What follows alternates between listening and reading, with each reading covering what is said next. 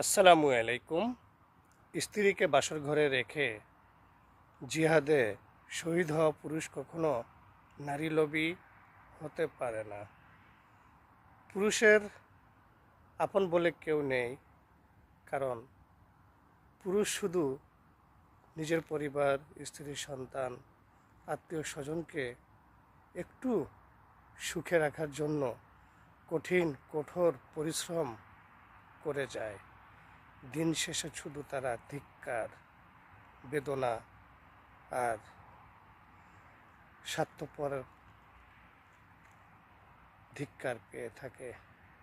অতএব এই পৃথিবীতে পুরুষের আপন বলে কেউ নেই, কারণ পুরুষকে সবাই ভালোবাসে তার প্রয়োজনে, আর প্রয়োজন ফুরিয়ে গেলে